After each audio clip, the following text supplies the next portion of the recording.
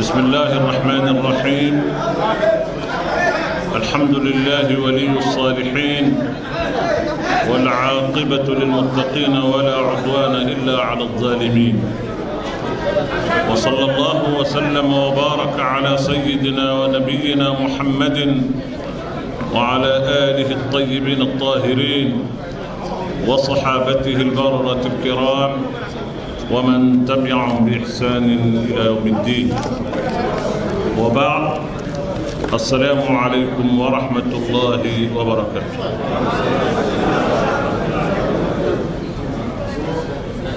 Je voudrais ici demander la permission de parler en langue officielle. Et ensuite, je parlerai en langue nationale.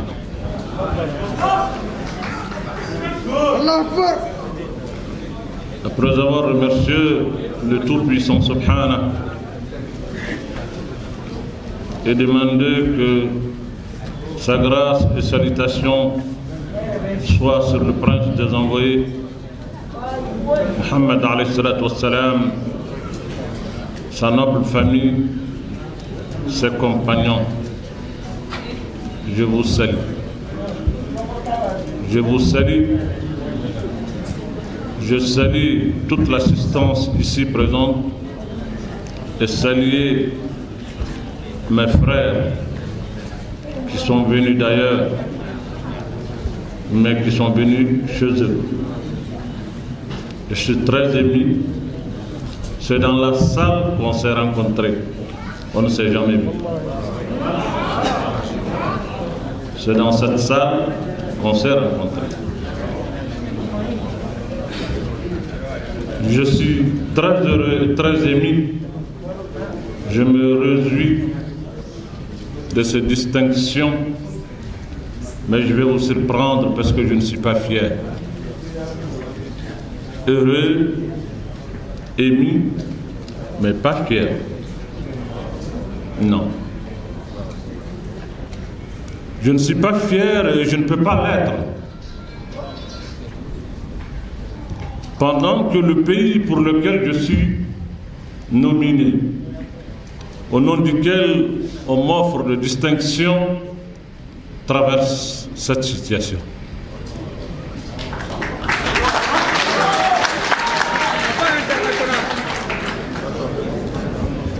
Ces distinctions,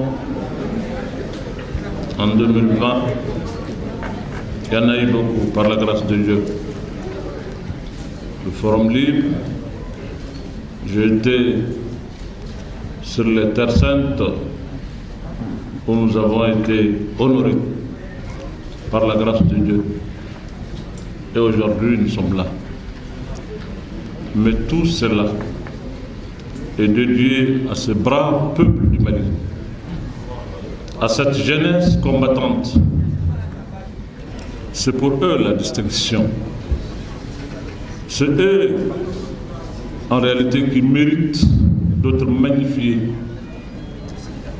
Cette jeunesse résistante et combattante. Ce peuple digne et debout, comme j'aime à le dire. Mais quand je dis que je ne suis pas fier, il est difficile pour moi aujourd'hui de manifester une fierté pendant que 80% du territoire de mon pays n'est pas sous le contrôle de l'État.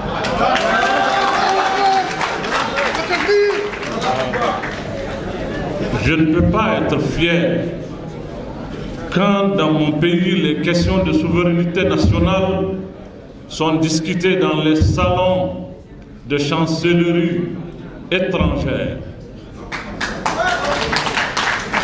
Les questions de souveraineté nationale sont aujourd'hui discutées dans les salons de chancellerie étrangère.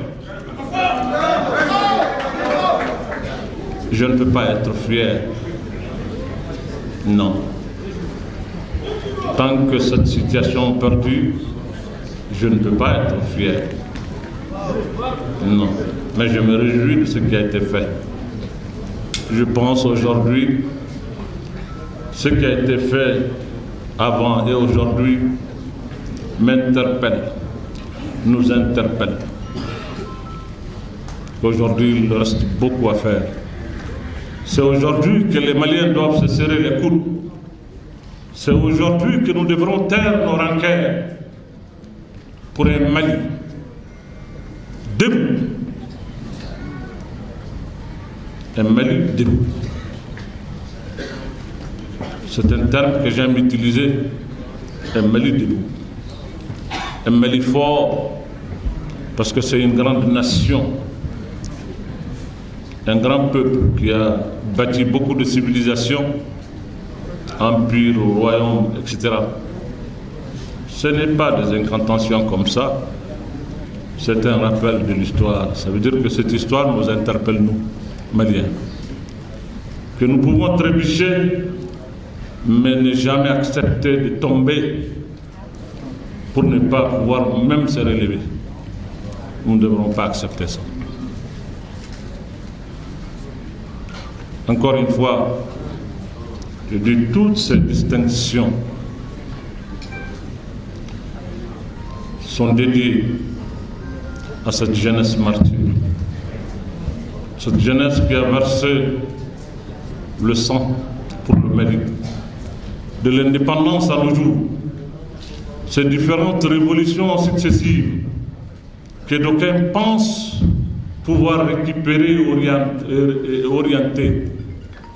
Les luttes pour la liberté, la dignité et l'honneur sont des luttes qui demeurent pour l'éternité. Personne ne peut les confisquer. Personne. Je dis bien personne. Non. On ne peut pas confisquer la liberté et la dignité et l'honneur des hommes. Non. Donc la lutte du brave peuple malien est une lutte éternelle qui continue. Parce que c'est un peuple qui a été toujours à la quête de la liberté, de la dignité, de l'honneur. Je l'ai dit et je le réaffirme ici, que notre pays traverse une situation difficile. Une situation extrêmement difficile,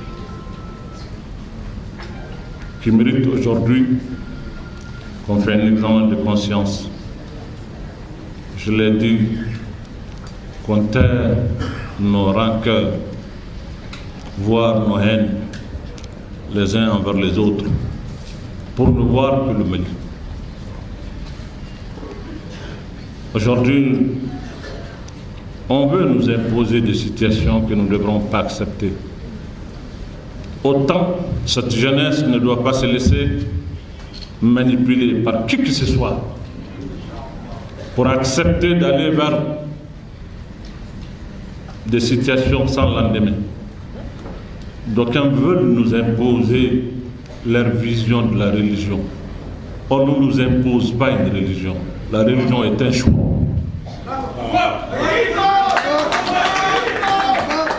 Et cette jeunesse doit lutter et refuser l'imposition.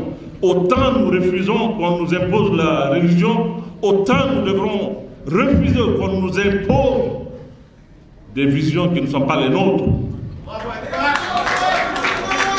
Autant nous devrons refuser que notre liberté, notre souveraineté soit remise en question. Non, il faut le refuser. Il faut que nous resterons debout. Nous sommes un peuple debout, j'aime à le dire, parce que nous le sommes. Un peuple debout. Nous sommes un peuple debout. Nous ne sommes pas un peuple résigné. Nous ne devrons pas accepter la résignation. Non, non, non, le fait accompli. Ce peuple ne doit pas le faire. Il y a eu assez de sacrifices de 1960 à nos jours pour que ça reste ainsi. Non. Non. J'ai eu l'habitude de le dire. Nous devrons aujourd'hui nous mettre ensemble pour refuser à ce qu'on nous impose une vision de la religion comme il faut refuser qu'on nous dicte ce que nous devrons, comment nous devrons gérer notre souveraineté. Il faut le refuser. Nous sommes un peuple digne, nous sommes un peuple d'honneur,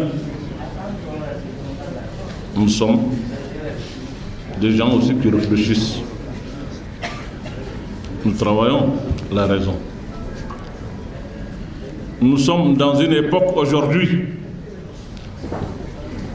où les guerres ne se gagnent plus dans ce monde-là par la puissance du feu seulement. Non. Il faut nécessairement la puissance des idées. C'est aussi par la puissance des idées. L'histoire a démontré que les guerres ne se gagnent plus par seulement la puissance du feu. Non.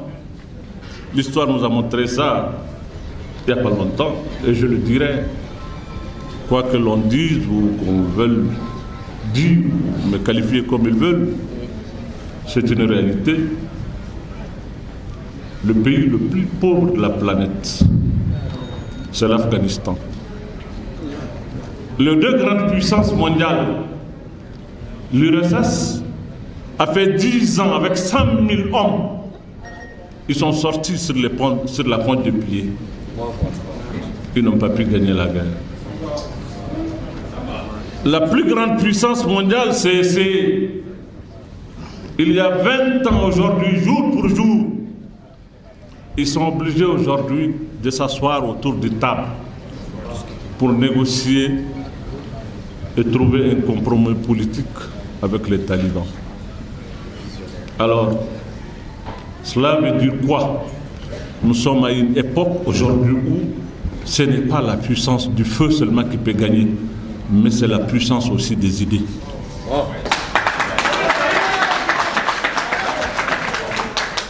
Et que ce peuple-là, nous n'avons pas le droit de nous sous-estimer. Nous devrons nous mettre ensemble. Nous mettre ensemble, j'aime à le dire, nous mettre ensemble, parce que nous sommes un peuple uni, malgré la diversité qui constitue pour nous une richesse. Nous devrons nous mettre ensemble. On doit réfléchir et se mettre ensemble parce que le pays est dans une situation déplorable. Il faut avoir le courage de le dire. Le taux se resserre contre nous, le temps joue contre nous. Si on ne se met pas ensemble, le pays, le Mali, notre Mali, le grand Mali, je n'aime pas prononcer ce mot.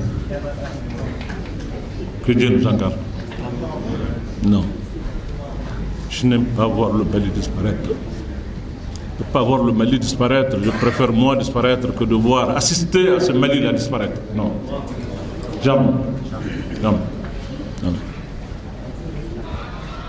Il faut que tous les Maliens et toutes les Maliennes et surtout cette jeunesse se rendent compte aujourd'hui que l'heure est grave, qu'aujourd'hui les calculs, les querelles, les mesquineries et autres, les détails, le détail, parce que le diable est dans le détail. Il faut dépasser les détails et aller à l'essentiel, à se mettre ensemble. Je l'ai dit et je le redis. C'est une occasion pour moi aujourd'hui de le réaffirmer. Inch'Allah bi'idnillah. Qu'on doit se mettre ensemble. Ce n'est pas avec les querelles infinies, le médisance, vraiment des choses qui n'agrandissent pas. Ce n'est pas avec ça qu'on va faire le Mali et qu'on va tirer le Mali des griefs des gens qui veulent nous dépousser du Mali. C'est pas avec ça. Il faut qu'on se mette ensemble. Nous n'avons pas d'autre choix que de se mettre ensemble et résister. Je dis bien résister, parce que nous sommes menacés. Résister. Moi je le dis, je sais que ça fait mal. Ça fait mal parce que celui qui le dit est un imam. Le seul crime qu'il a commis, c'est d'être un imam. ce qui vaut tout ce que ce salve de critiques, de choses, de je ne sais quoi, on le qualifie de tout. Mais les imams de tout le temps ont joué un rôle, sinon le premier rôle, dans la défense de ce pays. Les gens oublient, ils n'interrogent pas notre histoire. On veut escamoter la réalité. Voilà.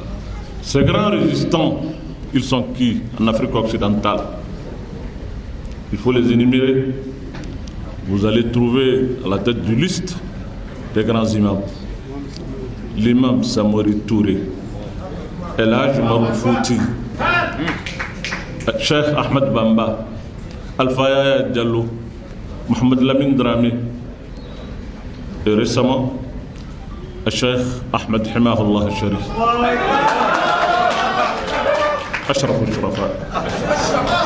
Non, Ashraf al-Shurafa. Des gens qui ont tout laissé, qui ont sacrifié tout pour l'honneur de ce pays. C'était des imams. Pourquoi aujourd'hui c'est un crime qu'un imam parle de ce pays? Pourquoi?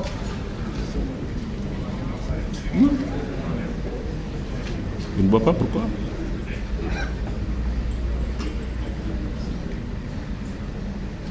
Nous n'allons pas abandonner notre pays. Non, non, non. On ne va pas abandonner notre pays. Pas du tout. C'est ce que les gens veulent. Abandonner notre pays ou nous pousser à la faute.